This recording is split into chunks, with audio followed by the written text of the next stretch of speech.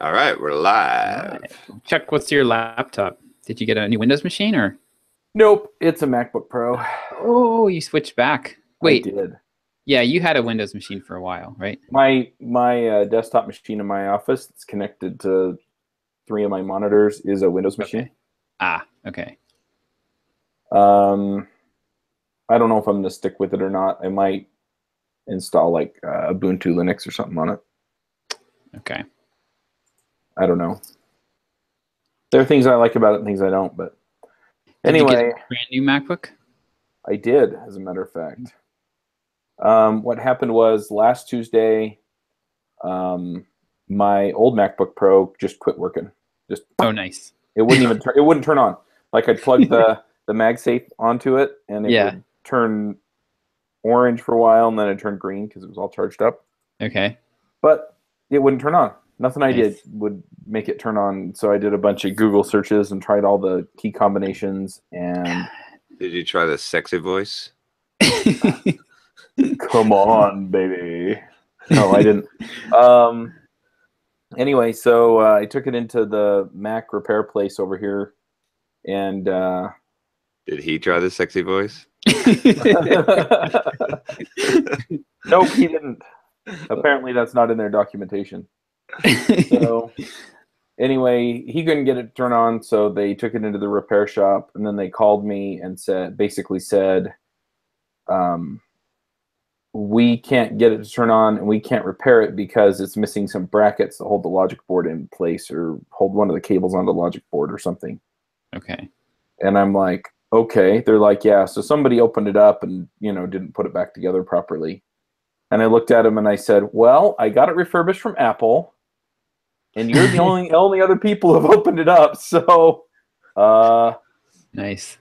and they looked at me and they basically said, well, there's nothing we can do. So I have a really nice paperweight in the chair behind me. Sweet. And they did pull all the data off of it and put it on a hard drive for me. So You could probably get like almost full price for that on eBay. It's ridiculous. Like, you think so? well, I'm kidding, but you could still probably get a couple $100 for it. Yeah, I wouldn't mind that. Yeah, I I would just go need to for use it. the hard drive out because I don't want to give people my data. But like, yeah, like it's funny because like a 2 or 3 year old MacBook Pro will go for like a couple hundred, like 100 or a couple $100 less than a new one. Oh, really? So yeah, I mean it's pretty. This one's an They hold their 13, an 20013. So you could also like email or call Apple support if you want to deal with the hassle and be like, hey, you sold me a refurbished MacBook, but it was missing parts inside. So yeah, but I've had it for 2 years, so I don't know if they'll. well, 2 or 3 years, but yeah. Yeah, I I mean, could. there's no like statute of limitations on like fraud. That's true. Well, I mean, there is one on fraud, Yeah. but I mean, like if you sell someone some shit that is Mhm. not what they paid for, like you can't be like, well, your warranty is up, So Well, I basically told them at this repair place because I've taken it into them before and they didn't say anything to me. And so okay. I basically said, I'm going to trash you on the internet, right?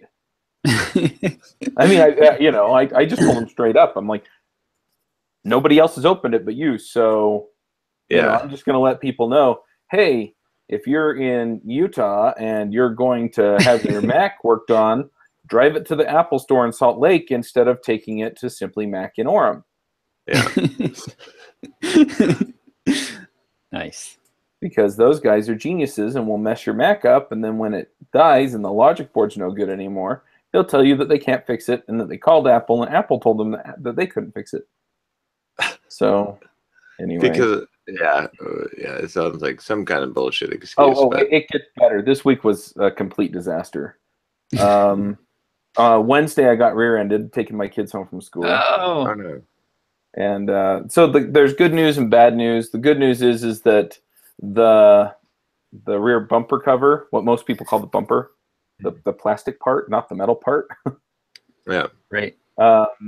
it had a chunk missing off of it because I had done a donut in the middle of the highway and hit the barrier rail about 1.5 years ago. And I'm not riding with you anywhere, Chuck. but it was still fine, you know. Anyway, this kid ran into the back of a car and he totally messed it up. So it looks like Geico is going to be buying me a new bumper. Cool. I've been wanting to replace it for a while, but now I don't have to, or I don't have to pay for it. But yeah, I had a little bit of back pain yesterday. Been fine today, so no big deal. And then, man, something else died. There was something else that went wrong. Oh, my internet went out yesterday. And my awesome computer, my Windows machine, for some reason, it times out getting any kind of connection. So if it manages not to time out when doing the DNS request, it'll time out contacting the server of whatever I want to talk to, which is why I'm on my laptop, because I didn't know if it would even work. So, and then the MacBook Pro, turns out that it's really conveniently won't pick up that these Apple earpods are plugged into it unless they're plugged into it when it boots up. It just works. If you just get everything Apple, it just works. Yeah, it just works, except you have to jump through some hoops. So, except when it doesn't, then there's no way to troubleshoot it at all because it's magic. Because magic is not troubleshootable. That's right. You can't debug magic. So anyway, it's been a week, but at this point, I'm just trying to finish things up for the being able to add the banners and ad reads and stuff to the new system. And then once that's all working, then I'm going to add everything in. I also need to set it up so I can give credits to past sponsors because I'm going to reach out to all of them. I've got a couple of things I got to make right with people. But if I can get that done and get all the emails out today, then I can just, I'll just let them know, hey, look, feel free to try it out this weekend, and I'll be back on Monday if there's any problem. Just let them know it's a beta system, but they get the benefit of trying it out, and they get the benefit of some free ad space. So anyway, cool. But man, yeah, I was planning on doing a lot of the work on this stuff on Wednesday, Thursday, and Friday, and it, my internet went out, and then, and I've just been pushing so hard these last few weeks to get through this stuff that, I mean, at 9 o'clock last night, I just went to bed. I was completely wiped out. So, I'm feeling better now because I slept for like 10 hours. But yeah, it's been nuts. So I really do need to finish it up. My wife and I are taking off for the weekend. When she picks up the kids from school, she's literally going from the school to her sister's house, which is about 45 minutes away, to drop them off, and then coming back and picking me up, and we're taking off for the weekend. Gonna rob a few banks and head to Mexico. That's right. Like send the kids a postcard. Like. Yeah, when we're done, we'll pick up the kids on Monday. But yeah, so I need to get it done before we take off this evening. So nice. But yeah, I kind of need the break, and I would really like to get at least this much of it done, because if I have that much of it done, then I can just kind of drop new features in as I go. Yeah. And then I was talking to one of my neighbors at the Halloween party at the church. And you have to realize that in Utah, Mormon congregations, depending on where you live, but since most of my neighborhood is Mormon, our congregation literally encompasses about 4 or 5 square blocks. So when I was talking to my neighbor, he lives down the street from me, but most of the people in the congregation at church live down the street from me. So anyway, we were chatting, and he pretty much talked me into hiring somebody. So I'm going to go through that whole hassle again. But I think I'm going to be gunning for hiring some college student who wants to work 20 hours a week from home. And then I'll just buy him lunch once a month, so we'll just meet over lunch, make sure everything's good. And then I'm going to go heavy on the accountability. I think that's been my weakness though on all the rest of this, so that I know exactly what they're doing. And that way they can manually handle what this system's set up to handle. And then as I clear something else off their plate, then they can take on another thing. But I'm looking for somebody 10 to 20 hours a week. I don't really need a ton. But if I have somebody doing that, then they can help manage the sponsorship stuff that I don't want to do, like putting banner ads up and stuff. Mm-hmm. And then they can also handle a lot of the stuff with the conferences, so that I essentially don't have to organize the whole conference, right? They can get into the system, or you guys know Blue Tick. They get into Blue Tick and they can send out the invitations from my email address using a template that we wrote together, and then they can do all the follow-up. Yep. And so, all that stuff, we can get it all hammered out. They can put all the information on the website, and I really just don't have to do a lot of it. But then I have like 3 other things that I've been trying to deliver on that basically it's just a matter of uploading stuff to the right place and then posting it in the right place on the internet. And so I figure I can get somebody to do that much of it too. So anywho, that's kind of what I'm looking at. Yeah, write down all those things so that you've got a pretty good list of all the activities, all the things you want them to do before you go and hire someone, so that you know, and you can give them a test for some of that activity. And then you'll be able to hold them more accountable too. If you have like actual, this is what your work entails. Yeah. But have you seen Rodrigo's weekly reports? Yeah, John sent me a copy of that. Okay. And yeah, that was ultimately, it's John's fault. That was ultimately why I fired Gerald, is because I asked for that like 3 weeks in a row and he didn't get me one. And yeah, so that's like, perfectly. Yeah. I was like, bye. And then he got back to me on Skype and he's like, is there any way that you'll hire me back? And I basically said, no, not at this point. Right. Yeah. So, but at this point, I kind of want somebody that I can, if I get somebody local, I think I'd be happier that way, even though they're going to be working remotely 99.9% of the time. Right. Yeah. And I mean, University of Utah is 40 minutes away. BYU is 25 minutes away. Utah Valley University's 15 minutes away. There are a whole bunch of smaller colleges in between all of those. So I should be able to find some student that just wants a part-time job that can get a lot of this done, can write up some standard operating procedures for me, and won't get pissed off like Mandy did when I tell her that I want her to document what she's doing so that I can optimize it, because they won't feel like they're giving up job security or that I'm looking to hire somebody cheaper. They're going to be happy to do it because they don't want to be my VA at $10 an hour for the rest of their life. And so the better they do at this stuff, the happier they're going to be. And the happier I am, the happier they are. So, if they can document this stuff and then I can codify it in some way so that either somebody else can do it or so that eventually it gets worked into PodWrench, which is what my podcast system is called at this point, then they're happy and I'm happy. And, they're not worried about putting themselves out of a job. Because the other thing, and I don't think Mandy understood this, and that is that I had a ton more stuff that I wanted or needed done. And so, by eliminating all of the low value stuff, I would have been happy to continue to pay her. And in fact, depending on which higher value stuff we got to, because the low value stuff, it had to be done. So that's why she was doing low value stuff. But if we could have eliminated all that stuff and had her doing higher value, higher ROI stuff, I probably would have been happy to pay her more. Yeah.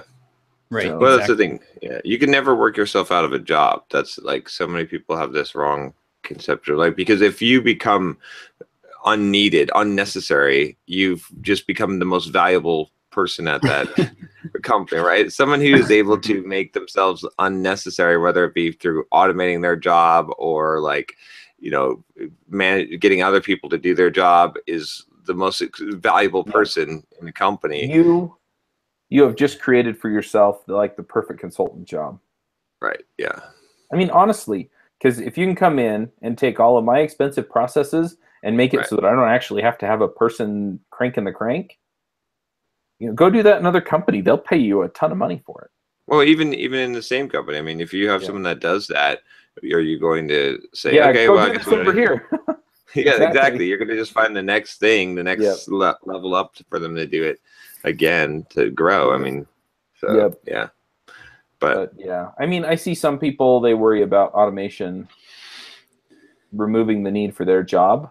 But the thing is that most of those jobs don't have that kind of growth that you're talking about, where, with ours, it's all online, it's all processes and stuff, and there's always another level to it. Well, there's the difference between whether if automation comes in and takes your job, that's one thing. If you automate your job, that's another thing, right? Yep, So right. if in the first case, whatever. If you don't do the second one, then the first one's going to happen. Exactly. Yeah. Yeah. Well, the other thing is that, you know, and I think a lot of people do this, and it's easy, right? We get comfortable and then we quit trying. Right. But if you're not consistently learning, then you're not putting yourself in a position where, you know, you can move along to something else if something comes up. So. Right. Exactly. Yeah. Yep. Anyway, it's super interesting. But yeah, so this week, I mean, I've just been wiped out working on this stuff. But yeah, I'm hoping to get all that ground out today, and then I can go to these couple of sponsors and just say, because there are a couple of them that are current sponsors that I've been working with that, you know, I've managed to, you know, not in the same way that I messed up with some of these other sponsors, but I haven't delivered to the level that I feel like I promised them. Right. And, you know, they're generally happy with their sponsorships, but I'm not, if that makes sense, you know? Yeah. And so I'm going to go back to them and say, hey, look, you know, I'm going to give you a couple of extra weeks. Here you go. You know, this is now automating everything. So if you need to change any of this stuff, you know, you're good. And then, yeah, from there, just be able to, you know, just pull everything together and just hit it and make it work. The other thing is that if they're generally happy and I give them something better, then I feel like, you know, that's more of a win too. So, but yeah, I'm pretty worn out. I'm looking forward to having a weekend off with like no expectations other than, do you want to go see a movie with me or do you want to go to dinner first?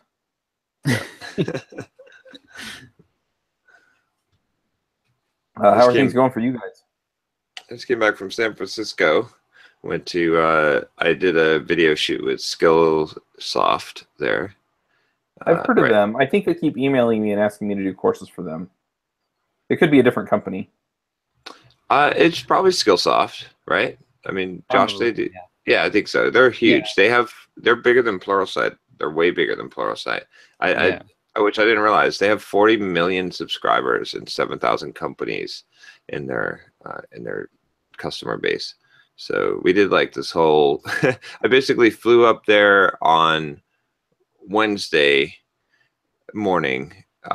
They had a hair and makeup person, and then I saw that they were going to be doing that, and I was like, yeah. "Holy cow, this is serious." The makeup person, she's like, it's probably, you probably think it's kind of weird, like that that I do makeup for guys. I was like, no, I'm pretty used to. I was like, I've done this quite a bit. She's like, oh, okay. So they did.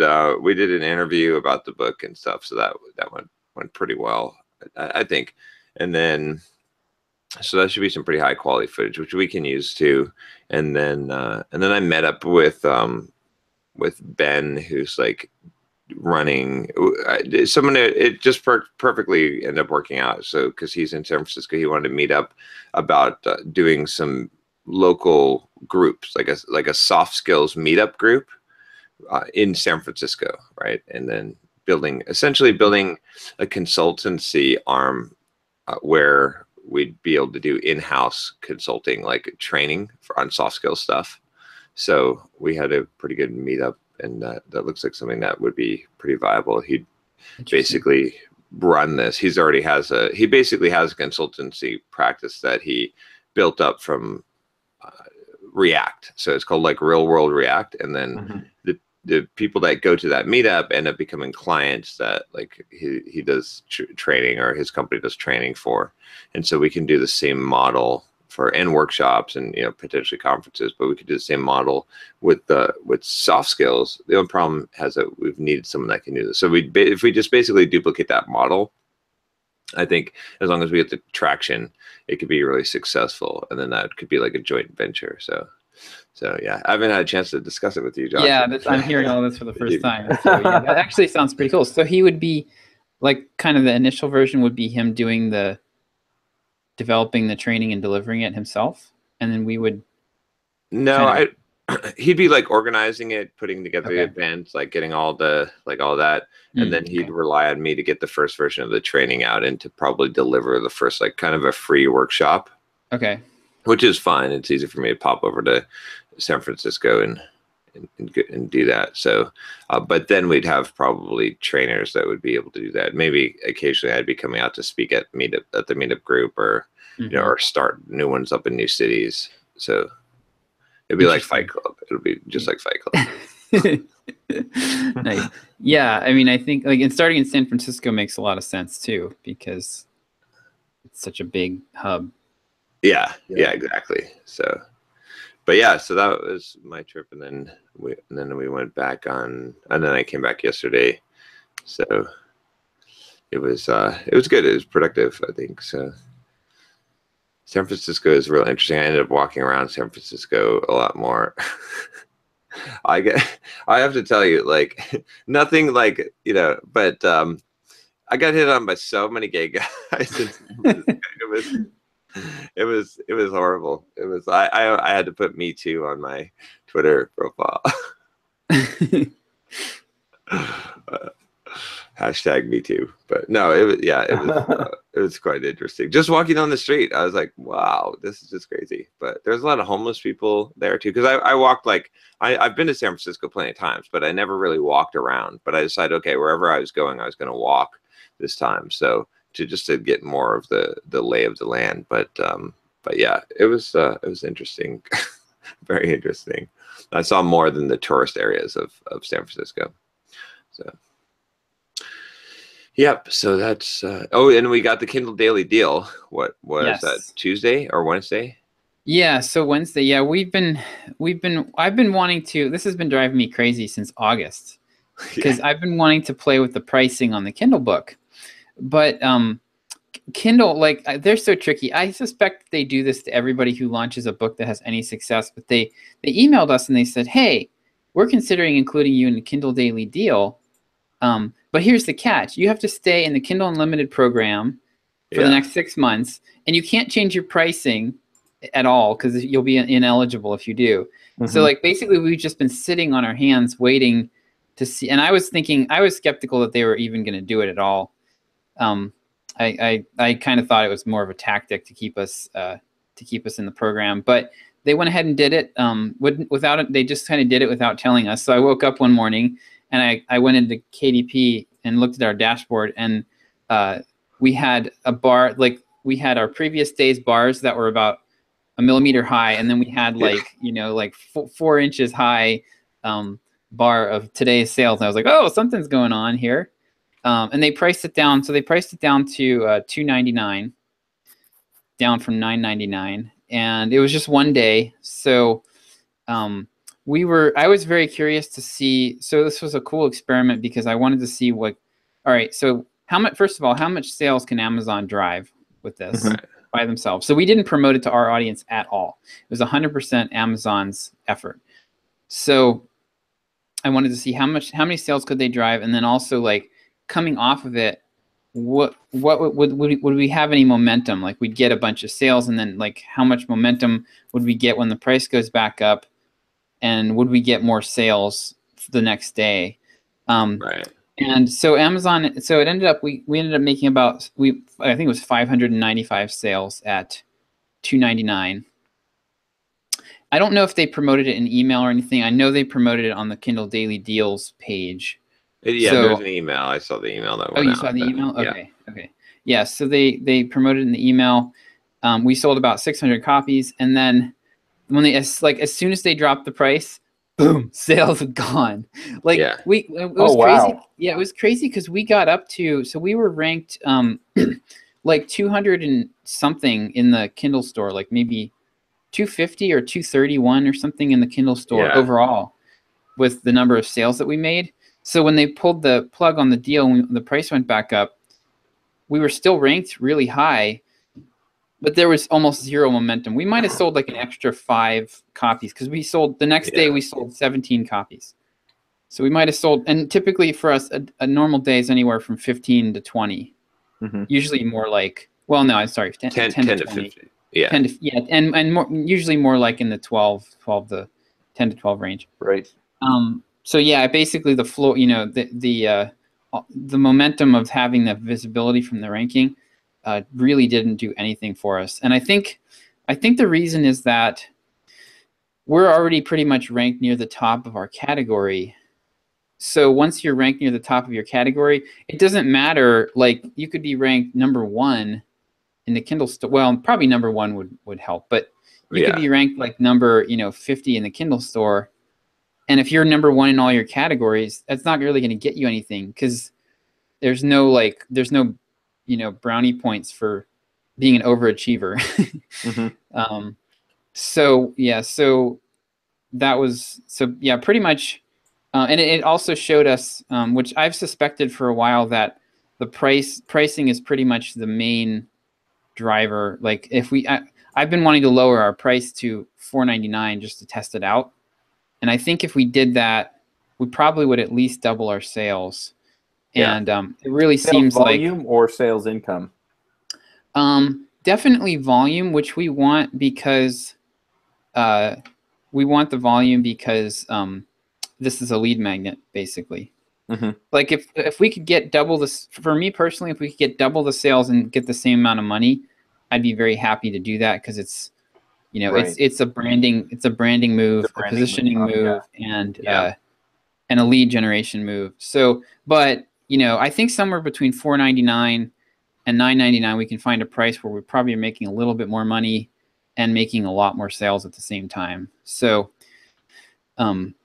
yeah, so that was pretty interesting. And that definitely says price. I mean, that's definitely like, because if you think about it, if it's not like, I mean, some people open their email the second day too, right? So if something's a Kindle Daily Deal and it gets blasted out, a decent number of people are going to open up that. I mean, that goes out to like everyone. That's like, my wife is subscribed and she saw it, right? She got the email for the Kindle Daily Deal. So that goes out to probably millions of people, honestly. Right. So if you get it and you open up your email the next day, if you're interested in the book, you're going to buy it anyway, unless the price is the conflict there, right? So we should have gotten a lot of, we definitely got more eyes on it, but people must have been saying, oh, the price is too high at $9.99, because it should have made, I mean, getting that much of an impact should have made that, there should have been a carryover effect. I would have expected that we would have seen like 50 sales or 100 sales, like some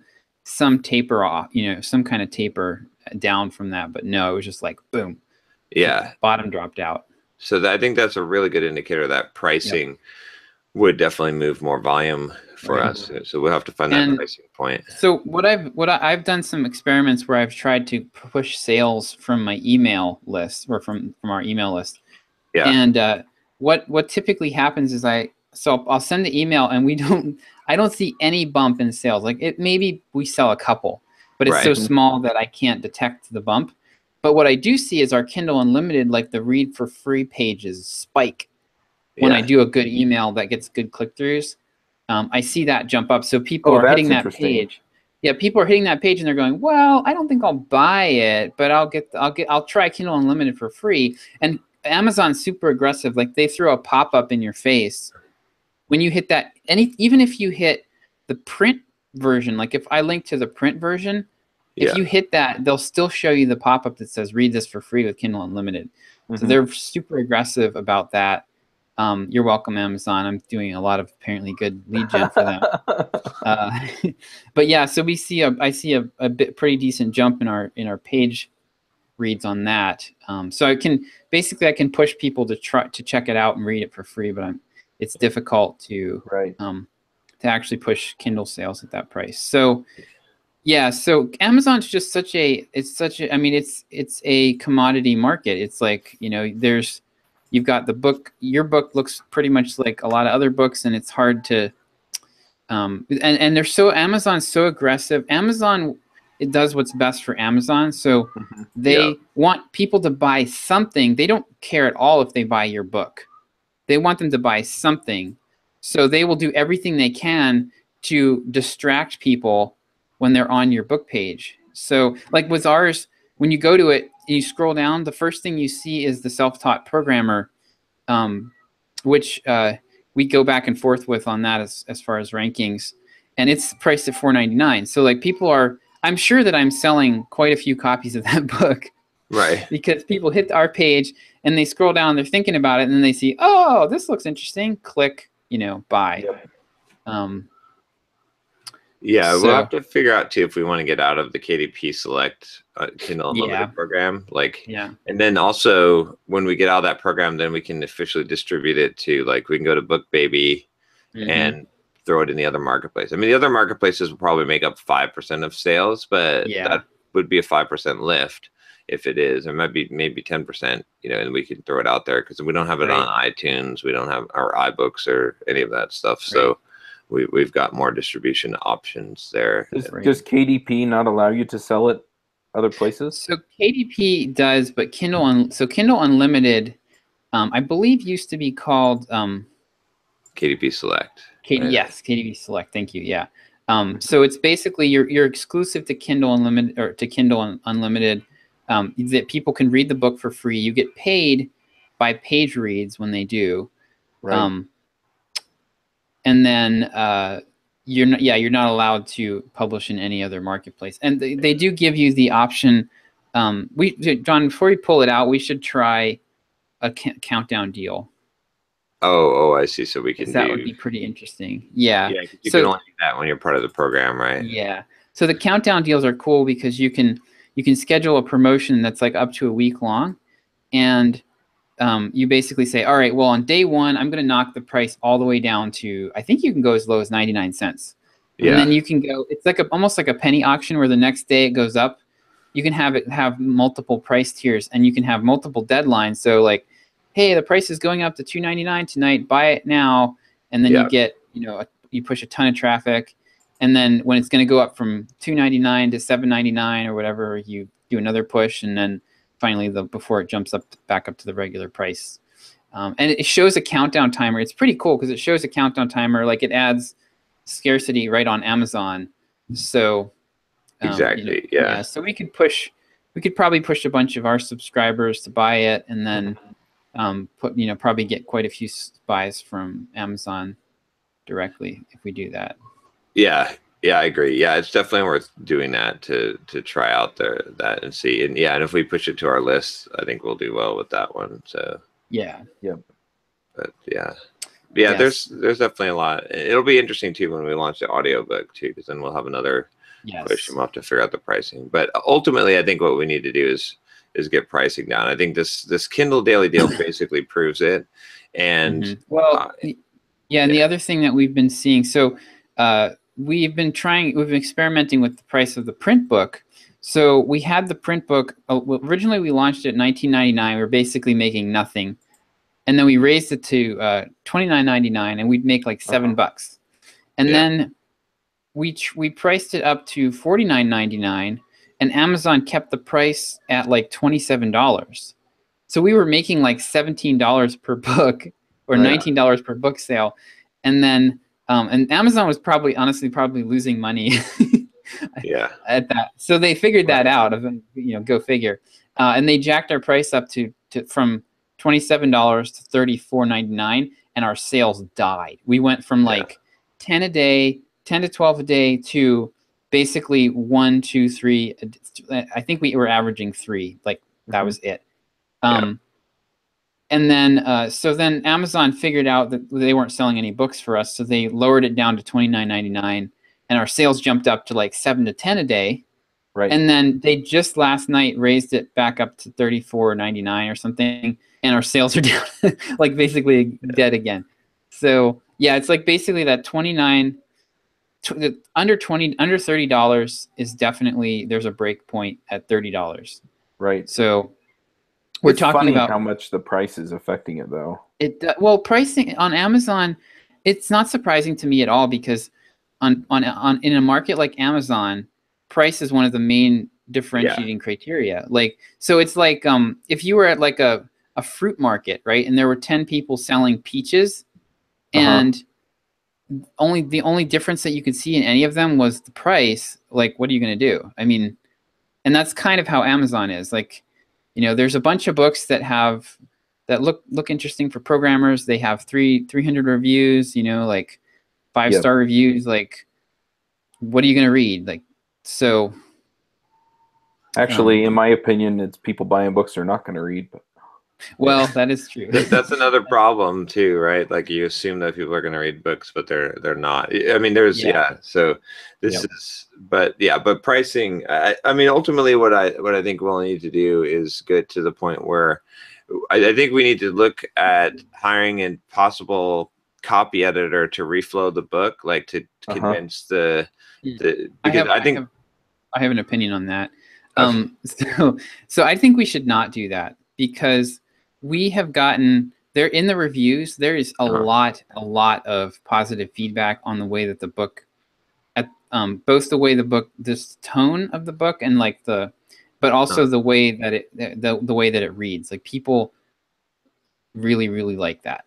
So yeah, but I don't know if it'll make as much of it. Like, I mean, I think we could look and see what it looks like and what it costs and how much we could actually reduce the page count. Maybe there's other ways we could reduce the page count as well. But if we could cut the page count in half and then run our own print run with the printer, we could probably drop our costs by half. And if we can drop our costs by half, drop the price in half, that will make a huge difference in sales. Yeah.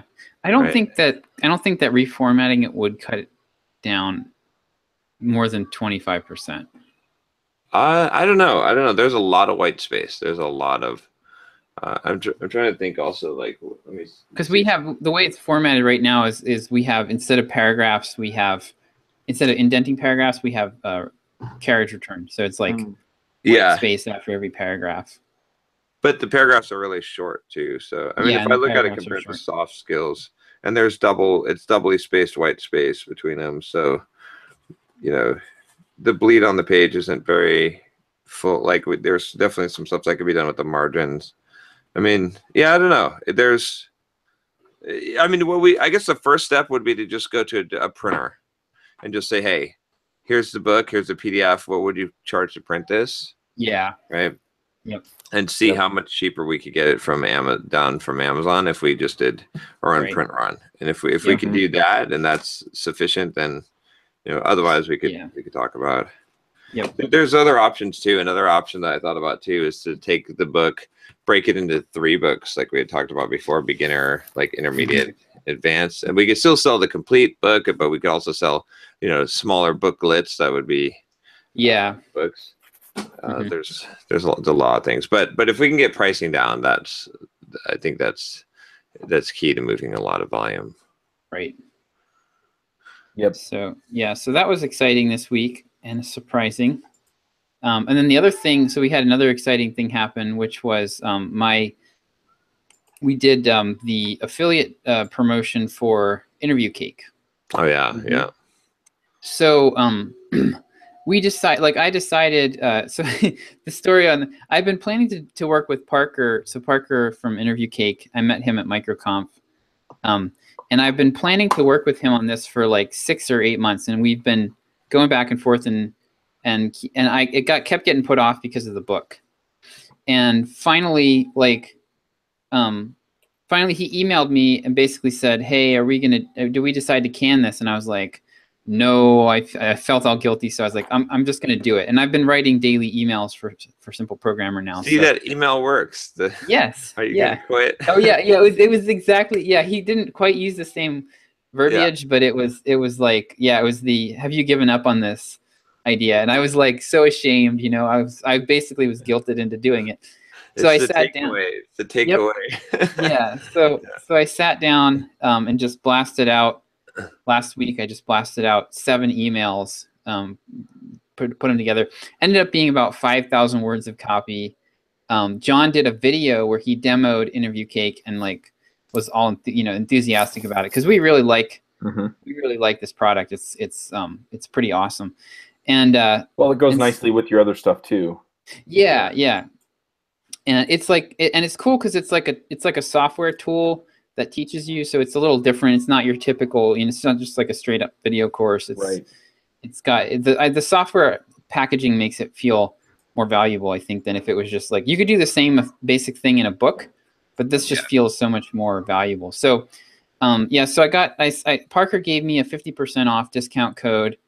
And then, so I basically just wrote up the 7 emails, and we scheduled. So it was 2 emails on Tuesday, 1 email on Wednesday, and 4 emails yesterday. And so it's basically like, okay, if we're going to treat this like a product launch or like a sale for our own product, that's how I'm going to do it. Like, this is going to be all out, you know. If affiliate marketing is ever going to work for us, this is going to be this is what we need to do. So, so the email started to go out, and we, as of right now, like as of last night, we had sold 200. What was it, John? Like 250 seats already. Yeah. So I think I think it was 240 seats, which it was like so at $100 a pop, so that's about $24,000 in business that we drove. And then that was before the last batch of emails went out last night. The last 2 sets of emails went out. So altogether, the emails drove like over almost 4,300 clicks. So I'm thinking we're going to be well over like 3,000 or 300 sales. There's like $30,000 worth of sales from this campaign. And then we get a cut of that. So it's because of affiliate commission. So yeah, I really needed, I needed a win. So this was this was awesome. This was a big win. And this also makes it like, I mean, we're going to have a lot of street cred from this, right? And cred with Parker and Interview Cake. So they're going to be, I mean, when someone drives you $30,000 worth of business, you tend to like want to do more business with that person. Right. So, Yeah, I was actually last night, I only slept 3 hours last night because my brain was just churning, thinking of all this stuff. But one idea that I have is, so I've been listening to some interviews about Gene Schwartz, who wrote Breakthrough Advertising. He's a copywriter, and he never charged money for his copy. What he did is he'd write the copy for free, and then he'd say, I want the names of the buyers from this offer. Oh, wow. Yeah. And so he built his own list, and he had his own company selling products, and that's how he made all his money. And it worked really, really, really well for him. And I was thinking about, like, how could I possibly apply this for what we're doing? And I'm thinking that one option here will be, I can take this, now that we've got this big win, I'm thinking, John, I could take this out to, and I haven't talked to John about this either yet. So, so I'm thinking that I could take this out and go like to Java Code Geeks, right? And say, hey, I will work with you on, we'll work with you on this to do this affiliate promotion. Here's what it's going to look like. You're going to send 7 emails in 3 days. Right. And the emails are going to be basically the same as what we're sending now, so it's a proven campaign. But instead of selling the product, we're going to drive one-click opt-ins to our list. Then once they get on our list, I'll switch to selling them the product directly and offering the discount. So it's like basically, hey, we've got this deal going right now. There's this great discount. There's this awesome product, great discount. You have to opt into this list, and I'll send you the discount code. Right. Okay. Basically, like I do with what I did with King Sumo back in the day. Right. So that way we're driving all that traffic onto our list, and then when they hit our list, they'll just pick up whatever emails in the sequence are left that they haven't gotten yet. They'll get from me, but they'll be selling the product directly now, if that makes sense. So it's like the sequence will actually continue, but the call to action will change. Right. Right. So and then we could split the commissions. Like I'm actually gonna talk to Java Code Geeks about this. Like we could split the commissions with them off, because it would be probably too expensive for us to do 7 emails to their list to sell Interview Cake with what we're making off of it.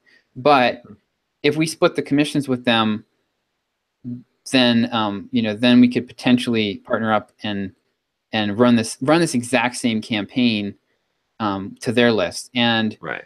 I was thinking, and there's like a bunch. I have some relationships now, like SitePoint might be interested in might be able to do something with them around this. So yeah, I was just like, my brain was just like working overtime last night thinking about all this stuff. Yeah, I like that idea. You leverage all the work that you've already done, and then exactly, yeah. It's a way that we can do like we can basically we can do a little bit of it's almost like we could do a little bit of consulting work, but what it would be is that if we test this out and it works on their list, we can rerun it. So it's like we could basically license the campaign. So we could take my copywriting skills and basically license out some of that work to other audiences and build our list at the same time, make money off of it and build our list at the same time. So it's like we'd be getting compound interest on it. So we'll have to see if they're going to want to go for it. But the other possibility too that I was thinking with this whole thing is to get the Interview Cake guys to do like a course, a bigger package, or like a follow-up, but have another product to sell that we can still have our people, because we're tagged for affiliates, right? And then we can send more people to that as well. Yes. So. Yeah, they need to have a course, and they need to have a continuity program for this. Like it's just crying. It's just begging for a continuity piece on it. Exactly. So, so that was pretty exciting. So I looked at the so far. Well, this will go up a little bit. But so far I sent 53,000 people got 7 emails, and we got a total of 350 unsubscribes. Yeah. So wow. Yeah. So I was expecting a lot of angry. We didn't get any angry replies either. Like nobody said, "Why are you sending me 7 emails?" I've been I have access to the John at Simple Programmer email address, so I go in there and I was checking it out, and I was like, wow, I was expecting to get hate, and we didn't get anything. So people, the emails were pretty fun. I mean, I wrote 2 of the emails that went out yesterday were like a big long stories about John's interview at Microsoft, which was nice. a disaster, and that was just a blast to write about. So they were fun. They weren't just sales emails, but yeah, it worked so it went really well. And what I'm thinking I'm going to do now is I'm going to build a Plinko machine of affiliate offers. Yeah. So I want to have a separate Plinko machine where, like, after people finish going through all of our stuff, I'm going to start the Interview Cake thing. I'll probably offer that once a month to anyone who So in the emails I said you're never going to see this offer again. So everyone's tagged. They're not going to get the offer again. But anybody new coming in will get that, and we can run that once a month, and just that way we can kind of reuse the work on it. Yeah, nice. But yeah, we can probably do at least $8,000 to $10,000 in business a quarter with Interview Cake. Send them $8,000 to $10,000 in business per quarter based on our current sign up rates and everything. So that will be profitable long term. Yeah, we'll have to figure out the order of Plinko, because based on just what are the most profitable promotions. We want to front load those before, because you have so much time before someone may unsubscribe or lose interest. So, well, I mean, yes and no. I mean, we do have we have a lot of people who've been with us for 5 years. Yeah. So, I mean, I did a ton of poking around this week in the drip database and slicing it different ways, and we have about 63,000 active subscribers, and then about as many inactive. Right. Yeah. So like unsubscribed. So we basically over the last 5 years, half of our list has unsubscribed. But we're with the daily emails that I've been doing, all of the engagement metrics are going up, and so we're hitting more people every week, and the customer lifetime value is also increasing. So it's been increasing steadily on that. So yeah, I'd really like to get something like that together where it's here's some value, and if they're not interested in the topic, then they can just opt out, and the next week they get something else. There's no off switch on my Crazy Train. Okay, so they get all the emails, period. Yeah, pretty much. The off switch is, well, some of them you can opt out of, yeah. But the only thing is, if you opt out of one of my email courses, then it's out of the frying pan into the fire. You're going to get my daily emails at that point. So right. the only way out is to just pull the plug. Yeah. Yeah. It makes sense though. You should just keep on selling until you can't sell anymore. Yep. Yep. Yeah. Well, and if they're not going to buy, then there's no value in having them on your list. Right. Yes, exactly.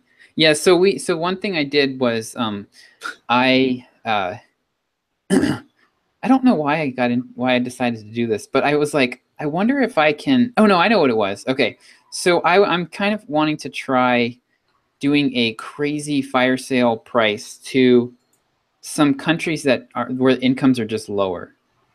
Yeah. I've had this idea for a while, because when we did the JavaScript Launchpad thing, we did that $9 sale at the end, and most of the people who bought at that price had never bought anything from us before. Yeah. So I was like, interesting. Okay, so I bet a lot of those people are from countries where, like, they just can't afford $100 for a product. So I spent way too much time trying to figure out how I could slice up in Drip by geography. So Rob, if you're listening, I put in a support request for a feature to like let you segment your list by continent.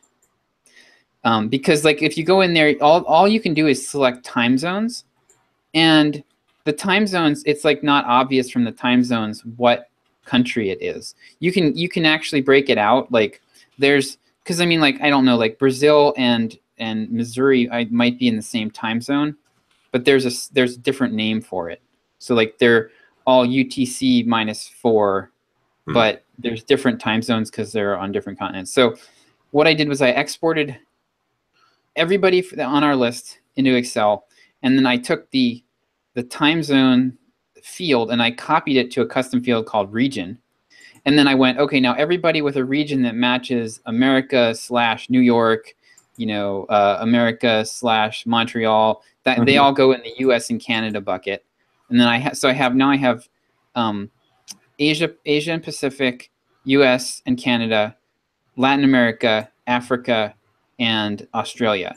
And I was able to look at the customer values, and it was actually pretty crazy. So we have, of our US demographic, 15% of our subscribers are customers, which blew my mind. That's really high. A lot. And the average, like every subscriber from the US is worth about $15. And then we go over to Asia, and only 3% of our subscribers are customers. And they're only worth, like, our subscribers are only worth $3. So if we can offer some pricing for them that is more in line with their incomes, we can probably get that 3% of customers up to 10 or 12%. And then, like, that's a big chunk of income that we're not getting right now. So and it also gives me an idea, like, okay, like Latin America, I know now those subscribers are worth about $6. And I'll bet you, like, I'm thinking I could probably get Facebook traffic that is really cheap to Latin America, and we could kill it with Latin America. We could basically be the only, like, how many US companies are advertising in Brazil? But we get a lot of customers from Brazil, so we can, we could potentially get really dirt cheap traffic there, and know that we're going to make sales off of it. So Yeah, so I don't know. I was geeking out with data this week. Nerd. It was really surprising. Yeah, I was not expect. I thought so across our whole list. I knew that our customer, like our average, like per subscriber value is about $7. So I've had that in my mind every time we're buying ads or price, anything like that. I'm like, okay, $7. I know that at least if I can get them for less than $7, I'm in pretty good shape. But in the US, it's actually $15. So we have a lot more room there. A lot more room to buy subscribers than I even realized. As long as we can verify their performance is the Yes, same when we get them from that Yeah, source. exactly. But even if they're half as Yeah, even if we're still paying $3 per subscriber and they are half as good as a regular subscriber, we're still only looking at like $6 or $7, and that's Right. still Yeah. well under that 15. So Yeah. and the Aussies on our list they're the stars. Like they are the most valuable. They buy the most, but we only have like 800 of them. So Because walking around upside down makes all the blood rush to their brains. that's and right. get Yeah, more they're more oxygen that way. susceptible to my direct marketing pitches. Yeah. Yeah. So yeah, we'll have to try that out and see how that works. But yeah, and we have to up the Facebook ads, obviously, if that's like if we can confirm that. So Yep. Yeah, I agree. That's interesting. Knowing your numbers, right? Yep. Yes, it is so hard. Good Yeah, grief! it I mean, is. I probably spent 4 hours on that, like figuring out because if Drip had like Mailchimp makes it really easy. Like you can just geographically segment, but Drip does not, and so I had to figure out the hack with. Originally, I was trying to like just go in and make a segment with all the time zones. It was like time zone New York, time zone Montreal, like. But then I realized that some of them, like the names it wasn't even clear like where they were. Mm-hmm. So it wasn't really possible. But Interesting. yep. All right. So. Should we do one thing I wanted to ask you guys real quick is Yeah. MicroConf next year. I think the tickets are going on sale soon. You know what? Why did they make it end on Easter or go during Easter? Oh, is Did it you guys see Easter that? weekend? Yeah. I didn't see That's that. the only thing is like. Because if it runs over Easter, I can't go. Yeah, I'm not sure that I can go if it runs over Easter. I mean, that's. I was not really planning to go actually. So, and if it runs over Easter, that's like 100%. Let's see, it says it's. Come on, you can do it. April 29th through May 1st. It isn't. When is Easter next year? This Easter's year. April 1st. Oh. April 1st, right? Oh, wait, April 1st. I was thinking May. Okay, yeah, okay, so it's fine then. Yeah. Okay. For some reason I must have had them wrong month. Okay, it's not a problem then. I'm definitely planning on going. I always get good it's always good. I always get good feedback and stuff and make good connections. So yeah, I have to say that this year I'm kind of tempted to go for the starter edition as well. Not necessarily to the sessions, but more for the see if I can get a ticket to the evening events. Oh yeah. Just see if I can buy just the +1. Like I'd be my own +1. I just snuck into the evening events last time for the starter. starter. For the starter? Yeah, Rob let me in or someone let me in. Maybe it was, Well, maybe they just look and see, oh, you have a badge on, and they let you in. Anyway, yeah, I'm thinking about that just because I like interacting with folks, and I think I could, especially since I think PodWrench is going to be to the point where I can actually find people to talk to there about it. Yeah. And but the growth is really where I think the one that I need to be in. I'm not going to buy a ticket to both. So, but then I can go make connections and things like that, which is the other part of the value. So,